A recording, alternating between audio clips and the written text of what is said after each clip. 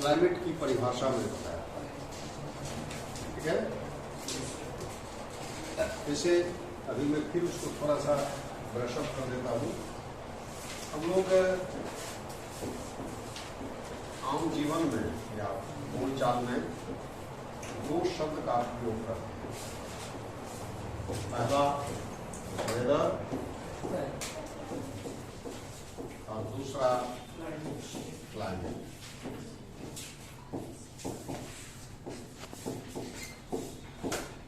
पहला वेदर, दूसरा climate.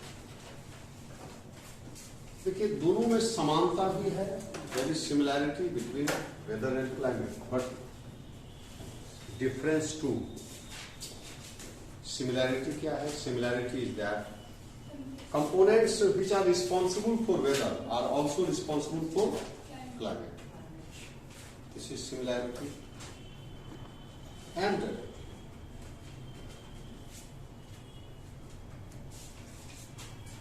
difference is that weather is a short period atmospheric condition. Weather shows short period atmospheric condition, while climate average total sum of long period weather condition. Average total sum of long period weather condition. Second difference is that weather is changeable in nature, while climate is unchangeable in nature. ये समानता भी है, दोनों में अंतर भी है। आप इसको संक्षिप्त में जब आप इसको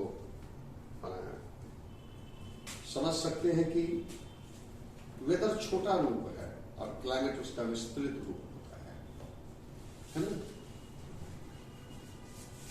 तो देखिए ये दोनों ही एक दूसरे से संबंधित है, रिलेटेड है। वेदर को मैं डिफाइन किया था, फिर से एक बार मैं कह देता हूं कि किसी भी स्थान की लघुकालिक वायुमंडलीय दशा मौसम कहलाता है। Weather is a short period atmospheric condition of a particular place या area, and temperature and rainfall, these two are components of weather. तापमान तथा वर्षा ये वेदर के दो घटक हैं, इसी से मौसम का निर्माण होता है।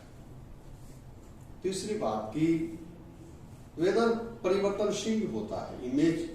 It may change 2 hour, 4 hour, 12 hour, 24 hour, है ना, 1 वीक, 15 डेज, लेकिन ये निश्चित है, इसको बदलना है। On the other hand climate is the average total sum of long period weather condition of a region. यहां पर हमने रीजन एरिया का जिक्र किया था, यहां पर प्रदेश कहेंगे, बड़े क्षेत्र में किसी भी प्रदेश की दीर्घकालिक मौसमी दशाओं के औसत मान को जलवायु कहा जाता है। Temperature and rainfall, these two are most important component of climate. किसी भी प्रदेश की जलवायु के निर्माण में तापमान तथा वर्षा की भूमिका होती है। यही दो मुख्य घटक होते हैं, और भी घटक होते हैं, लेकिन ये दो मुख्य घटक होते हैं। किसी भी प्रदेश के जलवायु को समझने के लिए वहां के तापमान को, वहां की वर्षा को आपको समझना पड़ेगा। इसके बाद आपको जलवायु का ज्ञान होगा। आप स्वतः ये इस निष्कर्ष पर पहुंचेंगे कि वो किस जलवायु की विशेषता है। दूसरी ओर कि climate is unchangeable in nature. Generally climate में परिवर्तन नहीं होता है। फिर आपके मन में आएगा कि हम लोग तब क्लाइमेटिक चेंज की बात क्यों करते हैं। क्लाइमेटिक चेंज एक प्रोसेस है, एक ज्योग्राफिकल प्रक्रिया है, एक जियोलॉजिकल फेनोमेना है, जो लॉन्ग पीरियड में इसमें परिवर्तन होता है। बहुत लॉन्ग पीरियड में, हिस्टोरिकल या कह सकते हैं जियोलॉजिकल हिस्ट्री में इस तरह की घटनाएं होती हैं, है ना। ये जो क्लाइमेटिक चेंज होता है ये कोई 100-200 साल की घटना नहीं होती है, हजारों लाखों वर्षों की घटना होती है। आप अगर पृथ्वी के जियोलॉजिकल हिस्ट्री का स्टडी करेंगे you will find that past time में कई बार ऐसी घटनाएं हुई हैं जिससे पृथ्वी का औसत ताप कम हो गया, एवरेज टेम्परेचर कम हो गया, और फिर पृथ्वी का अधिकांश भाग बर्फ से ढक गया। तो उस पीरियड को हम आइस एज कहते हैं, पीरियड ऑफ ग्लेशिएशन कहते हैं। फिर ये लंबे समय तक आइस एज रहा होगा, सर्वत्र आइस का प्रभाव रहा होगा। इससे बहुत सारे जीव जंतु जो उससे पहले विकसित हुए रहते हैं वो मर भी जाते हैं, कुछ रेसिस्ट कर जाते हैं। उसके बाद फिर धीरे धीरे क्लाइमेटिक चेंज के कारण टेम्परेचर माने कोल्ड से वार्म की तरफ, हॉट की तरफ मूव करता है, तो फिर जो है सामान्य स्थिति आ जाती है ना। तो ऐसी घटना समय समय पर होता रहा है। ये जोलॉजिकल फेनोमेना है क्लाइमेटिक चेंज। तो सामान्य तौर पर हम क्या कहेंगे कि climate is unchangeable in nature, जलवायु अपरिवर्तनशील होता है। तो बात समझ लो, ये सब बातें हैं। अब हम लोग मेन यहाँ पर फोकस डालेंगे क्लाइमेट की एक दो बात और जान लीजिए कि it is said that climate is most important components of physical environment. जलवायु भौतिक पर्यावरण का सबसे महत्वपूर्ण तथा शक्तिशाली कारक है, घटक है। Because it not only influence the living being but non living also. क्योंकि यह न केवल सजीव जगत को प्रभावित करता है बल्कि निर्जीव को भी प्रभावित करता है। सजीव जैसे पेड़ पौधे, जीव जंतु, ये सभी किससे प्रभावित होते हैं? क्लाइमेट से प्रभावित होते हैं। बात समझ रहे हैं? पेड़ पौधे, जीव जंतु, हर चीज क्लाइमेट से प्रभावित होते हैं। ये सजीव जगत हो गया, बल्कि ये निर्जीव को भी प्रभावित करता है, नॉन लिविंग को भी प्रभावित करता है। आप कीजिएगा नॉन लिविंग को कैसे प्रभावित करता है? I think you must have heard about the soil genesis या soil formation. Soil formation कैसे होता है? जब कोई पैरेंट रॉक्स क्लाइमेट के प्रभाव से यानी तापमान वर्षा के कारण सड़ जाता है तो बाद में जैविक क्रियाओं के प्रभाव से सॉइल में कन्वर्ट हो जाता है। अब देखिए कि जो पैरेंट रॉक्स है, कोई रॉक है, तो क्या उसमें लाइफ है?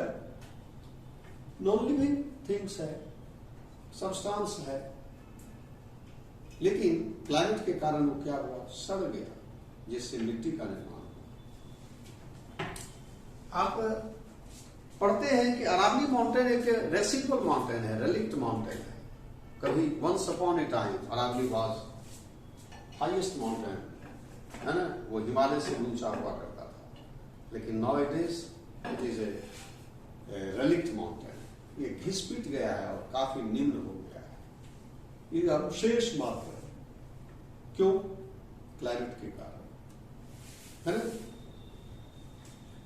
यानी क्लाइमेट के कारण ही ये सब घटना हुई है। तो हमारा नॉन लिविंग थिंग्स भी इससे प्रभावित होता है। आप इंसान की बात करेंगे तो इंसान तो इससे बहुत ज्यादा प्रभावित होता है। हम लोग क्या खाएंगे, क्या पिएंगे, किस प्रकार के कपड़े पहनेंगे, किस प्रकार का फसल उगाएंगे, किस प्रकार का व्यवसाय करेंगे, किस प्रकार का वाणिज्य व्यवसाय करेंगे, किस प्रकार का उद्योग लगाएंगे, है ना, किस प्रकार की हमारी सामाजिक व्यवस्था होगी, किस प्रकार का राजनीतिक संगठन होगा, है ना, राजनीतिक व्यवस्था होगी, और यहां तक कि किस तरह के रिलीजियस थॉट हमारे मस्तिष्क में आएंगे, ये सारा चीज क्लाइमेट तय करता है। इसीलिए क्लाइमेट को बहुत ज्यादा महत्व दिया गया है। आपको मैं फिर से एक बार रिपीट करूंगा। इसीलिए कहा जाता है कि भौतिक पर्यावरण के जितने भी घटक होते हैं, कंपोनेंट्स होते हैं, उसमें जलवायु सबसे ज्यादा प्रभावशाली होता है। जलवायु को समस्त विषमताओं का जन्मदात्री कहा जाता है। जलवायु जो है, क्लाइमेट इज की ऑफ डाइवर्सिटी। इस पृथ्वी पर जितने भी विविधता पाई जाती है उसके जड़ में कहीं न कहीं क्लाइमेट का हाथ रहता है, क्लाइमेट का प्रभाव रहता है। समझ रहे ना? तो जलवायु सबसे ज्यादा प्रभावशाली कारक है। इसीलिए कोई भी ज्योग्राफर जलवायु पर विशेष फोकस करते हैं। अगर आपको किसी क्षेत्र के जलवायु का सही ज्ञान हो जाएगा तो आप स्वतः अनुमान लगा सकते हैं, अंदाजा लगा सकते हैं वहां की, और अन्य जो व्यवस्था है उसकी जानकारी आपको मिल जाएगी। उद्योग धंधे से लेकर हर चीज। एक ज्योग्राफर थे अमेरिका के, एल्सवर्थ हंटिंगटन। उन्होंने कई किताब लिखी थी। किताब था इन्फ्लुएंस ऑफ क्लाइमेट। जलवायु का प्रभाव ये था। उसमें उन्होंने बताया कि मानव मस्तिष्क को ठीक से काम करने के लिए 68 से 70 डिग्री फ़ारेनहाइट टेम्परेचर आइडियल माना जाता है। हमारा मस्तिष्क 68 से 70 डिग्री फ़ारेनहाइट, डिग्री सेल्सियस में कहेंगे तो 21 डिग्री से आइडियल माना जाता है।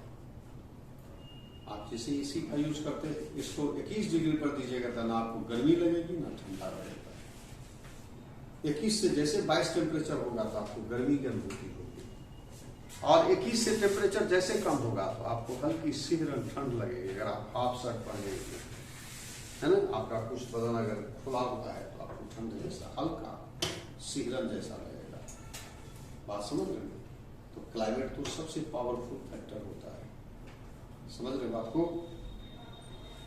तो जलवायु इस पृथ्वी पर समस्त विषमताओं का जन्मदात्री है। अब जैसे देखते हैं, कहते हैं कि भारत विविधताओं का देश है। India is country of diversity. Diversity क्यों कहा जाता है? तो भारत में हर एस्पेक्ट में विविधता देखने को मिलती है। जैसे धरातलीय विविधता है ना, टोपोग्राफिक डाइवर्सिटी। कैसे? तो आप देखते हैं कि भारत के उत्तरी भाग में दुनिया का सबसे ऊंचा पर्वतमाला है, जिसको हिमालय माउंटेन कहते हैं। दक्षिणी भाग में उबड़ खाबड़ पठार है।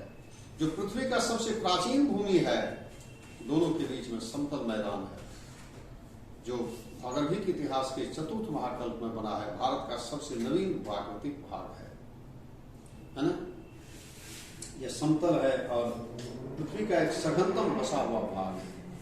दुनिया की माने जो है बड़ी जनसंख्या इसमें निवास करती है। भारत की कुल जनसंख्या का करीब 50% अकेले इसी उत्तरी मैदान में निवास करती है। उसके बाद यहाँ पर वनस्पति में विविधता है। दुनिया की तमाम प्रकार की प्राकृतिक वनस्पति भारत में पाई जाती है ना? उसके बाद आप क्लाइमेट की बात करेंगे तो दुनिया की सभी प्रकार की जलवायु अकेले भारत में पाई जाती है। तो क्लाइमेट में भी डाइवर्सिटी। आप लैंग्वेज की बात करेंगे तो दुनिया के कई सारे लैंग्वेज का क्षेत्र है भारत। भारत में भारत की भाषा वर्ग को समूह को अगर आप पहचानेंगे, अध्ययन करेंगे तो आपको पता चलेगा। प्रजाति की बात करेंगे तो दुनिया की समस्त प्रजातियां भारत में प्रजातीय लक्षण आपको देखने को मिलेगा। बात समझ रहे हैं?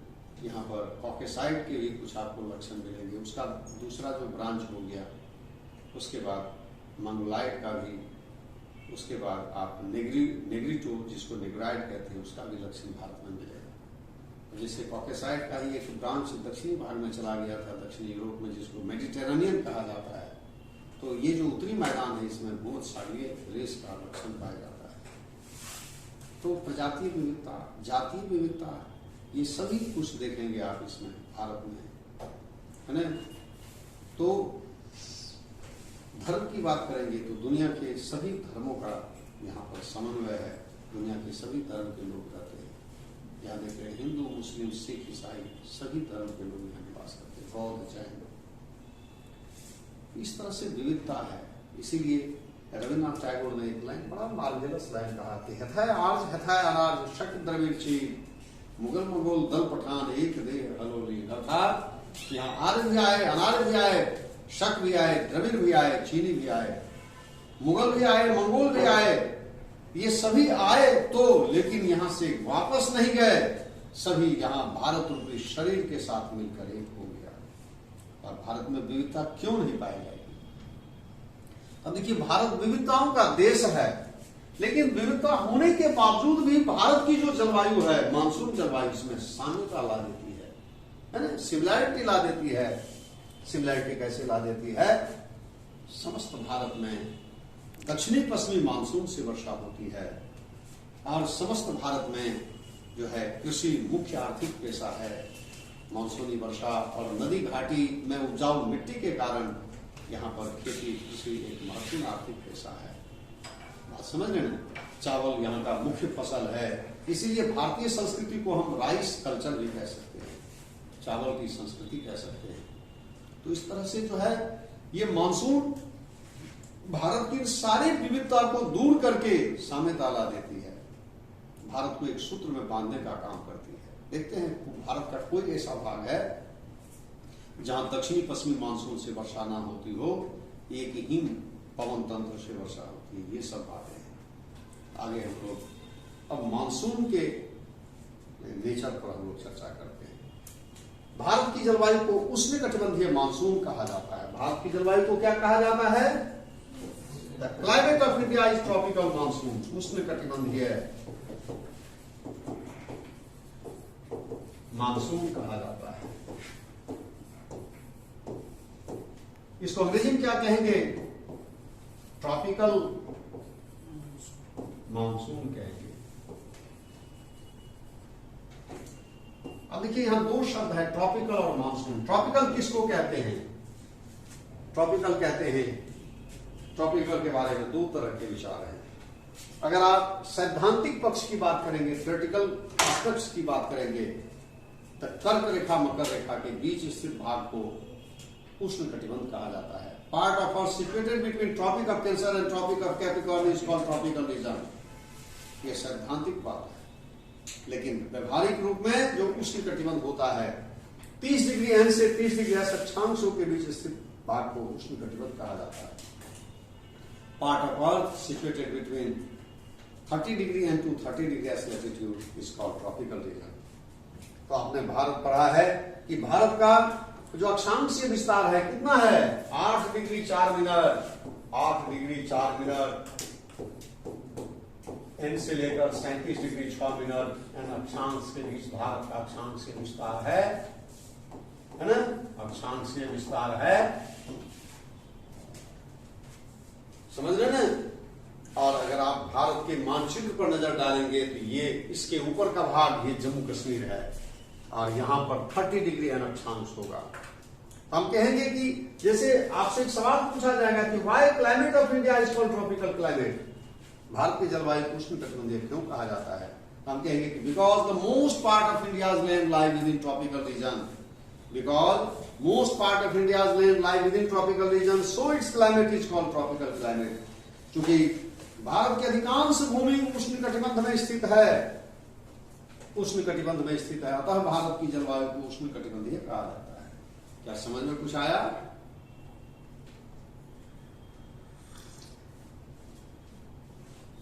भारत की अधिकांश भूमि उष्णकटिबंध में स्थित है, अतः यहां की जलवायु उष्णकटिबंधीय कहा जाता है।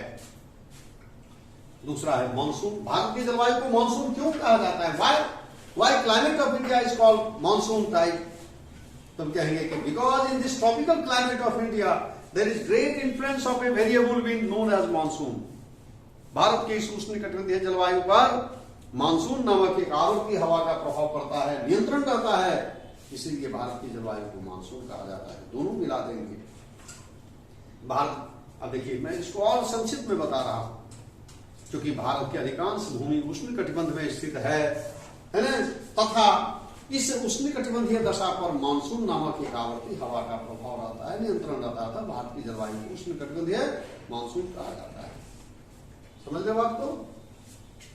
मानसून शब्द के बारे में कहा जाता है कि मानसून एक अरेबिक शब्द है, मौसम से लिया गया है। अरेबिक शब्द मौसम से लिया गया, जिसका अर्थ होता है change in the direction of India, change off season कह सकते हैं।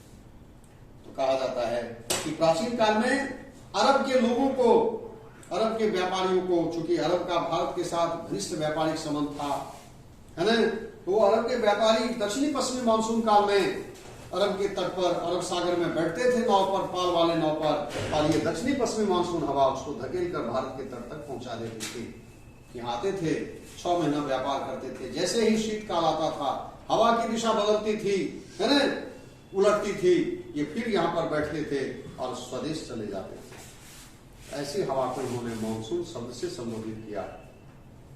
इस तरह से भारत की जलवायु को मानसून कहा जाता है। पूरे देश में एक ही पवन तंत्र से वर्षा होती है और वो है मानसून। अब बताइए भारत का कोई भी ऐसा राज्य जहां पर मानसून से वर्षा ना होती हो? बताइए। सभी राज्यों में मानसून से वर्षा होती है ना। भले कम हो सकती है, अधिक हो सकती है, लेकिन वर्षा होती जरूर है। आप कहिएगा तमिलनाडु में भी मानसून से वर्षा होती है, लेकिन उत्तरी पूर्वी मानसून से वर्षा होती है, और बाकी शेष राज्यों में दक्षिणी पश्चिमी मानसून से वर्षा होगी। ये सब बातें हैं। अब देखिए, भारत की जलवायु की जो उत्पत्ति होती है या भारत की जलवायु को प्रभावित करने वाले पहले कारक की चर्चा कीजिए।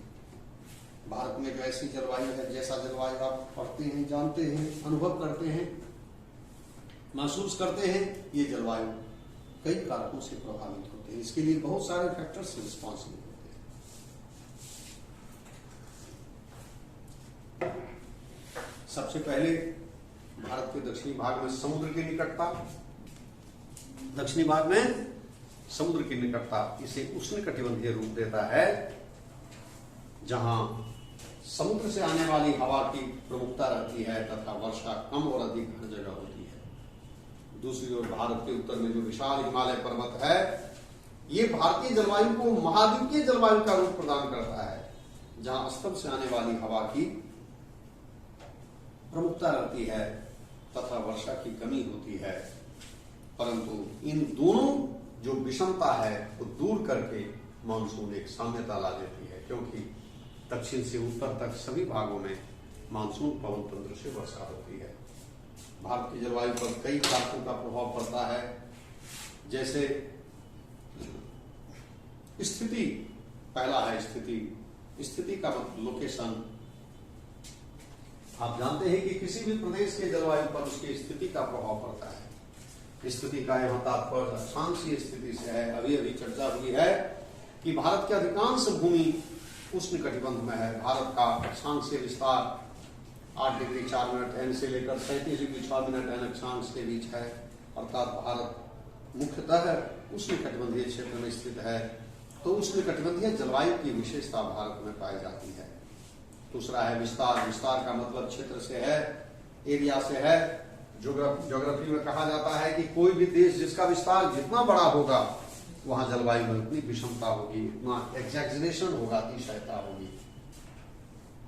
विशाल भूमि वाले क्षेत्र में महाद्वीपीय प्रकार की जलवायु के लक्षण भी दिखते हैं। महाद्वीपीय जलवायु की विशेषता होती है गर्मी में अधिक गर्मी, वर्षा में ठंडा में अधिक ठंडा। ये महाद्वीपीय जलवायु की विशेषता है।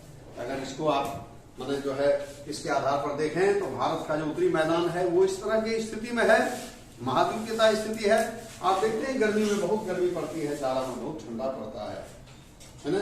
ये महाद्वीपीय लक्षण है। जबकि दक्षिण जाएंगे तो महाद्वीपीयता का लक्षण नहीं मिलेगा, वहां पर समुद्र से आने वाली हवा की प्रमुखता रहती है। महाद्वीपीय जलवायु में तापांतर अधिक होता है और वर्षा अपेक्षाकृत कम होती है। लेकिन तापांतर तो अधिक रहता है, परंतु वर्षा की जहां तक कमी की बात है तो मानसून हवा आके यहाँ पर कमोबेश समानता ला देती है। तो विस्तार का मतलब एरिया से हो गया। तीसरा है उच्चावच, ऊंचा नीचा धरातल। भारत की जलवायु पर उच्चावच का भी प्रभाव पड़ता है। उच्चावच का मतलब पर्वत पठार मैदान को उच्चावच कहा जाता है। जैसे पर्वत एक उच्चावच है, पठार एक उच्चावच है, मैदान एक उच्चावच है। तो भारत में पर्वत पठार मैदान में विषमता पाई जाती है। आपने पढ़ा है शुरू के क्लास में ही कि भारत के कुल भौगोलिक क्षेत्रफल के 10.7% भाग पर पर्वत है, करीब 18.6% भाग पर पठार है, 27.7% भाग पर 18.6% भाग पर पहाड़ी है, 27.7% भाग पर पठार है और 43% भाग पर मैदान है। तो भारत में उच्चावचीय विषमता है।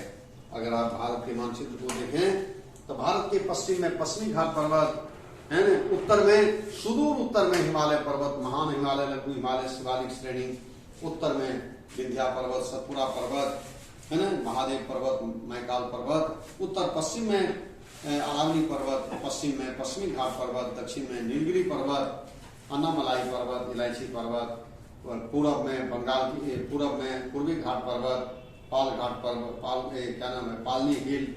उसके बाद उत्तर पूरब में है ना, उत्तर पूरब में बहुत सारे पर्वत हैं, गारो, खासी, जैंतिया। उसके बाद मिश्मी, नागा, ये सब पर्वत, मणिपुर पर्वत, ये सब पर्वत हैं है ना। भारत में उच्चावचीय विषमता है। तो इस विषमता का प्रभाव यहाँ के जलवायु पर पड़ता है। कैसे पड़ता है? इस उच्चावचीय विषमता के कारण ही मेघालय में जहाँ 1100 सेंटीमीटर से अधिक वर्षा होती है, उसी अक्षांश में स्थित जैसलमेर राजस्थान के भाग में 25 सेंटीमीटर से भी कम वर्षा होती है।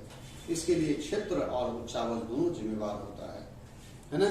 इस तरह से उच्चाक्षी विषमता भी भारत में पाई जाती है और इसका जलवायु पर प्रभाव देखा जाता है। अगला जो मुख्य कारक है जेट स्ट्रीम है। जेट स्ट्रीम ऊपरी वायुमंडलीय पवन प्रवाह या जेट स्ट्रीम भारत की जलवायु पर प्रभाव डालने वाला एक मुख्य कारक है जेट स्ट्रीम। जेट स्ट्रीम क्या है? जेट स्ट्रीम एक अपर एटमॉस्फेरिक विंड फ्लो है। ये 1939 की बात है, घटना है जब अमेरिकी बमवर्षक विमान B-29 जापान की ओर यात्रा पर थी, तो उसे रास्ते में तेज हवा के प्रतिरोध का सामना करना पड़ रहा था, तो जाने में दिक्कत हो रही थी, है ना। किसी तरह से वह जापान पहुंचा और अपना काम करके जब वही विमान वापसी पर थी, तो विमान उसी रफ्तार से आ रही थी, लेकिन कहीं तेज रफ्तार से आगे बढ़ रही थी। तो इस बात से उन्हें और भी हैरानी हुई। ये सारी जानकारी उन्होंने अमेरिकी मौसम विभाग को बताया दिया। अमेरिकी मौसम विभाग के प्रमुख उस समय हुआ करते थे रॉसमी साहब। तो जब रॉसमी साहब ने इस पर अध्ययन किया तो पाया कि परिवर्तन मंडल में या क्षोभ मंडल में 6 से 12 किलोमीटर ऊंचाई के बीच एक तेज हवा चलती है। जैसे पृथ्वी पश्चिम से पूरब घूमती है अपने एक्सिस पर, उसी डायरेक्शन में यह हवा भी चलती है। इस हवा को जेट स्ट्रीम नाम दिया गया। जेट क्यों? तो जेट विमान को इसने अवरोधित किया है। स्ट्रीम क्यों? यह हवा एक विशाल धारा की तरह चलती है, इसीलिए इसको स्ट्रीम कहा जाता है। और ये जेट स्ट्रीम भारत के जलवायु पर अपना नियंत्रण रखता है। तो वर्तमान समय में इस बात की पूरी जानकारी हो गई है कि जेट स्ट्रीम का भारत के मानसून पर नियंत्रण रहता है, प्रभाव रहता है। कैसे रहता है? कि जेट स्ट्रीम केवल उत्तरी गोलार्ध में चलती है, दक्षिणी गोलार्ध में नहीं। इसका विस्तार नॉर्थ पोल से लेकर 15 डिग्री उत्तरी अक्षांश तक है। तो भारत का अक्षांश से विस्तार 8 डिग्री से 37 डिग्री के बीच में है, तो लगभग भारत के दक्षिण भाग तक इसका विस्तार रहता है। ये पश्चिम से पूरब सालों भर चलती है जेट स्ट्रीम हवा, समझ रहे हो। तो सूर्य की उत्तरायण और दक्षिणायन स्थिति होती है, तो इससे ये जेट स्ट्रीम का विस्तार प्रभावित होता है। जब दिसंबर में सूर्य मकर रेखा पर होता है, तो जेट स्ट्रीम का फ्लो 15 डिग्री उत्तरी अक्षांश तक होता है, अर्थात पूरा भारत जेट स्ट्रीम के प्रभाव में रहता है। भारत के ऊपर से होकर एक तेज हवा हाई वेलोसिटी विंड सिस्टम पश्चिम से पूरब चलती है, जिससे भारत की धरती पर उच्च दाब का प्रभाव बन जाता है। ऐसी स्थिति में शीतकाल में भारतीय उपमहाद्वीप से हिंद महासागर की ओर हवा चलती है, उसको हम उत्तरी पूर्वी मानसून के नाम से जानते हैं। और स्थल से हवा जाने के कारण भारत में इस समय वर्षा नहीं होती है। लेकिन जैसे ही सूर्य की स्थिति उत्तरायण होती है, मार्च में सूर्य रहता है विषुवत रेखा के ऊपर, और मार्च के बाद जैसे जैसे सूर्य कर्क रेखा की तरफ अग्रसर होता है, ये जो जेट स्ट्रीम हवा है इस उष्मा के प्रभाव से उत्तर भागता है। जब सूर्य की स्थिति कर्क रेखा के ऊपर हो जाती है, समीप हो जाती है, तो जेट स्ट्रीम अपना बोरा बिस्तर बांध के हिमालय पर्वत को पार करके हिमालय पर्वत के उत्तर जो तिब्बत पठार है, तिब्बत पठार के उत्तरी भाग में चले जाते हैं। अर्थात इसका फ्लो नॉर्थ पोल से तिब्बत के उत्तरी भाग तक ही रहता है। आपको याद रखना है कि जैसे ही जेट स्ट्रीम हवा भारत को मुक्त करती है, भारत में उष्मा के कारण, हीट के कारण निम्न दाब बनने लगता है। पूरा उत्तरी मैदान निम्न दाब के प्रभाव में आ जाता है। मैदान के पश्चिम में एक मजबूत निम्न दाब का केंद्र बन जाता है। ऐसी स्थिति में दक्षिणी पूर्वी व्यापारिक पवन जो विषुवत रेखा के दक्षिण चलती है, वही भारत की ओर आकर्षित होने लगती है और विषुवत रेखा को पार कर जाती है। जैसे ही विषुवत रेखा को पार करती है, फेरेल्स के नियमानुसार या कोरियलिस फोर्स के कारण यह मार्ग में दाहिनी ओर मुड़ जाती है तथा इसका प्रवाह दक्षिण पश्चिम से उत्तर पूर्व की ओर हो जाती है। यही जब भारतीय उपमहाद्वीप में पहुंचती है, जिसे दक्षिणी पश्चिमी मानसून का नाम दिया जाता है। क्योंकि ये दक्षिणी पश्चिमी मानसून लंबी समुद्री यात्रा से आती है, इसके पास प्रचुर मात्रा में नमी विद्यमान होता है, और जैसे ही भारत की भूमि प्रवेश करती है, भारत में आकाश में घने बादल छाने लगते हैं और वर्षा तत्क्षण शुरू हो जाती है। इसे मानसून का प्रस्फोट, बर्स्ट ऑफ मानसून कहा जाता है ना। इस तरह से ये जून के आते ही ये स्थिति बन जाती है और वर्षा प्रारंभ हो जाती है। बात समझ रहे हैं? तो जेट स्ट्रीम का प्रभाव, अब देखिए ये वर्षा जून से सितंबर महीनों तक होती है, जून में सूर्य कर्क रेखा के ऊपर होता है, जिससे पूरा भारत गर्म रहता है, नींदार रहता है। जून के बाद धीरे धीरे सूर्य का दक्षिण की ओर खिसकाव फिर होने लगता है और सितंबर आते आते सूर्य विषुवत रेखा के ऊपर आ जाता है।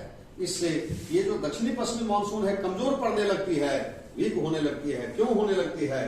तो उत्तरी मैदान में जो निम्न दाब का केंद्र होता है वो उच्च दाब में कन्वर्ट होने लगता है। और सितंबर के पश्चात जैसे ही सूर्य की दक्षिणायन स्थिति होती है मकर रेखा की तरफ, तो उत्तरी मैदान अपेक्षाकृत ठंडा हो जाता है और यहाँ हाई प्रेशर बन जाता है। इसी को मानसून का निर्वर्तन, रिट्रीटिंग ऑफ मानसून कहा जाता है।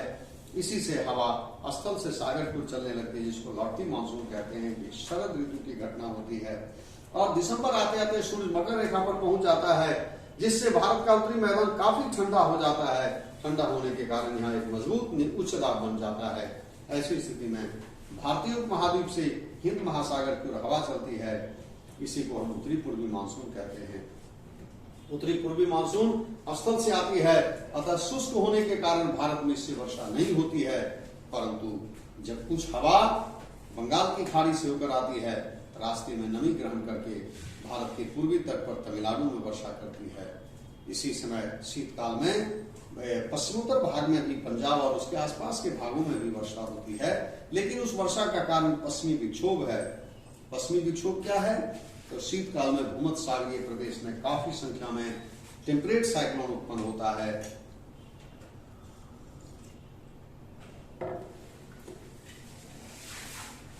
टेम्परेट साइक्लोन उत्पन्न होता है।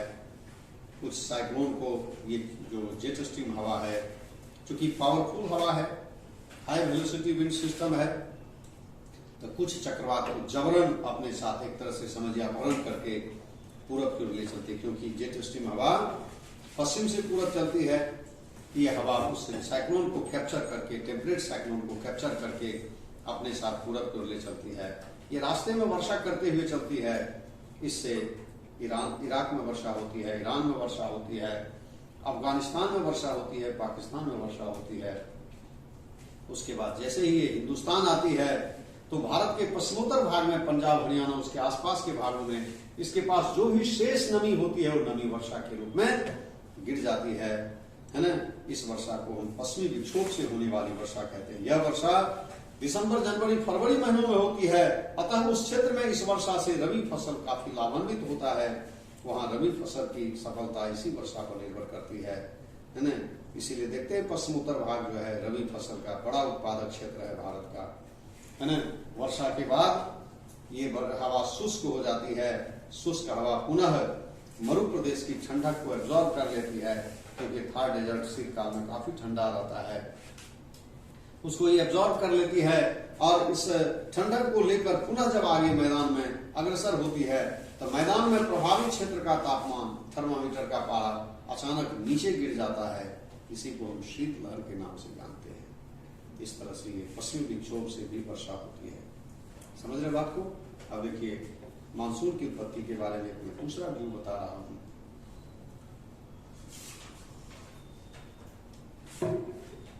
भारतीय मानसून की उत्पत्ति क्रियाविधि पर ITCZ का भी प्रभाव पड़ता है। आप लोग जानते हैं ITCZ, इंटरट्रॉपिकल कन्वर्जेंस जोन।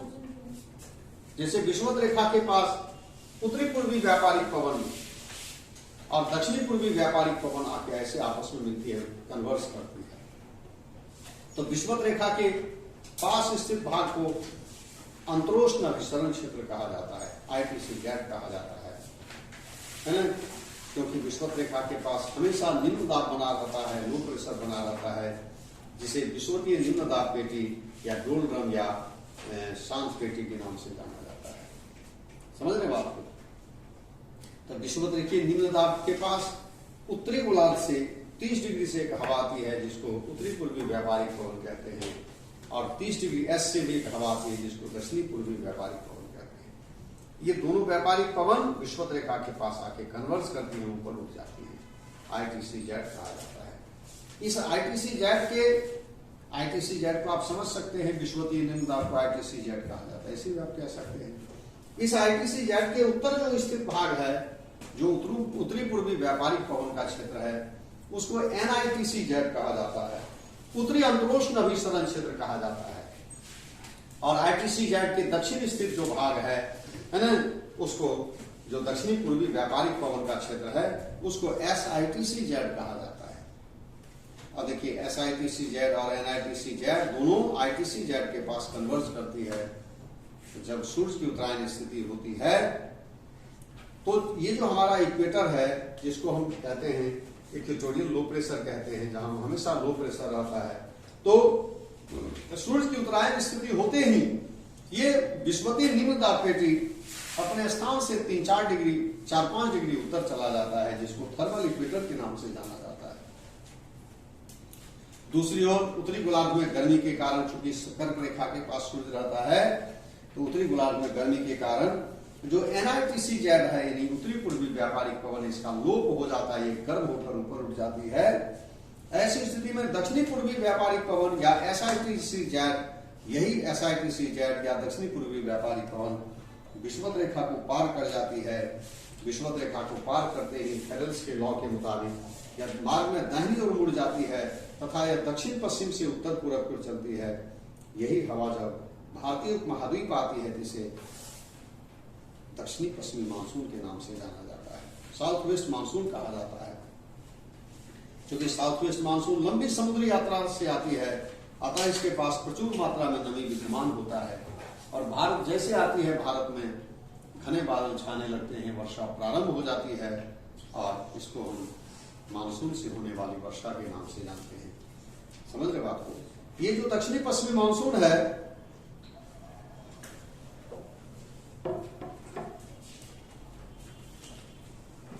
दक्षिणी पश्चिमी मानसून भारत के दक्षिणी प्रायद्वीपीय भूमि के कारण 2 शाखाओं में बढ़ जाती है। प्रथम शाखा अरब सागर से चलती है, दूसरी शाखा बंगाल की खाड़ी से चलती है। अरब सागरीय शाखा पश्चिमी घाट पर्वत से टकराती है, अतः पश्चिमी घाट पर्वत के पश्चिमी भाग में अत्यधिक वर्षा होती है। 500 सेंटीमीटर तक वर्षा होती है। 200 सेंटीमीटर तो कॉमन हो गया, विशेष परिस्थिति में 500 सेंटीमीटर तक वर्षा होती है।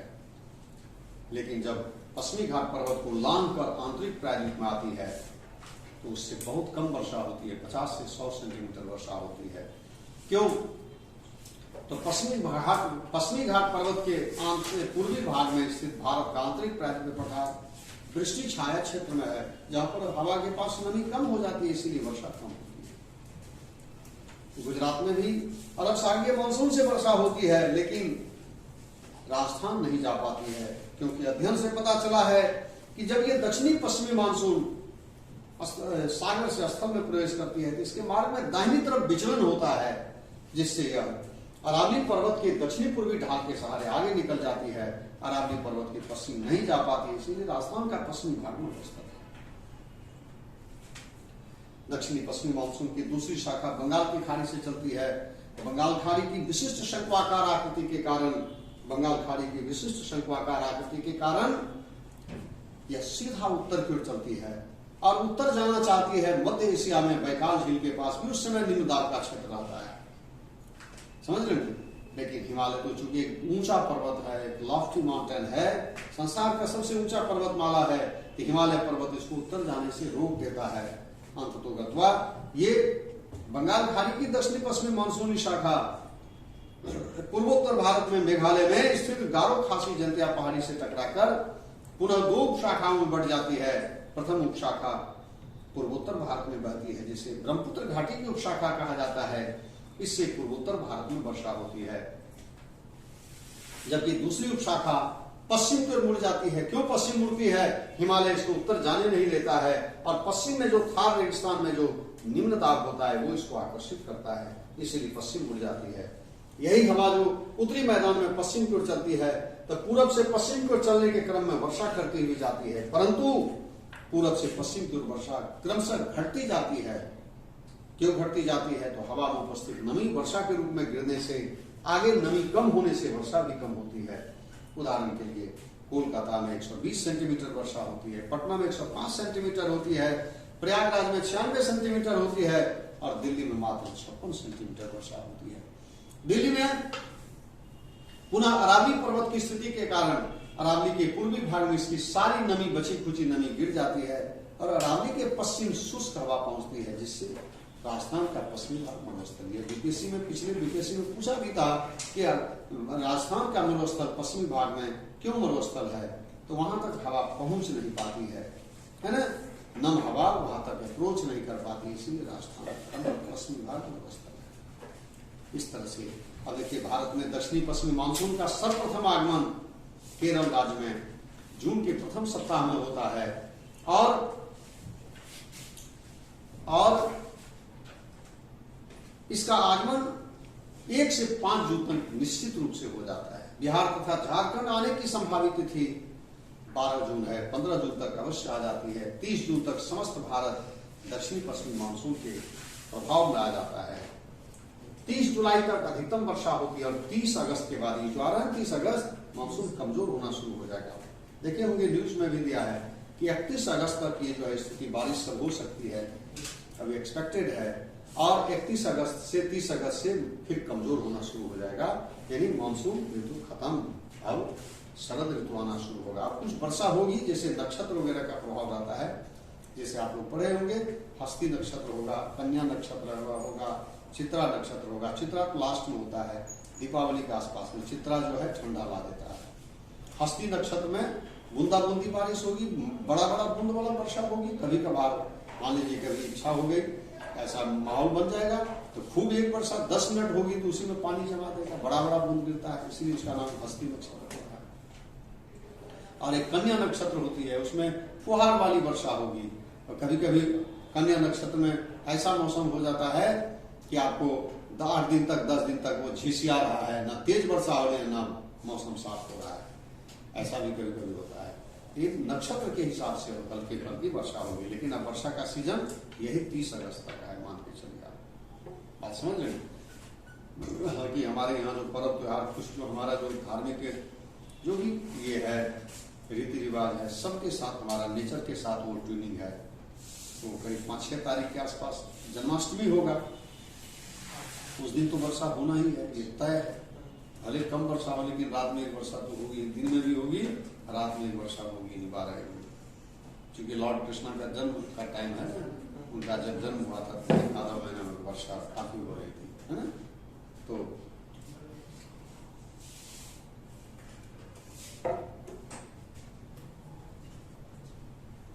30 अगस्त के बाद कमजोर होने लगती है। भारत की 80 से 85% वर्षा दक्षिणी पश्चिमी मानसून से जून से सितंबर महीनों के बीच होती है, बात समझ रहे हैं, जिससे भारत का समस्त आर्थिक क्रियाकलाप जैसे खेती बाड़ी इसी वर्षा पर निर्भर होती है। अब देखिए, मानसून से जो वर्षा होती है, मानसून का जो निर्वर्तन वापसी होता है पश्चिमोत्तर भाग में होता है, पंजाब हरियाणा जम्मू कश्मीर क्षेत्र में वहां से होता है, और वहां से कम होते होते देखिएगा, अभी देखिए मानसून यहां इधर से वर्षा करते हुए उधर गई है।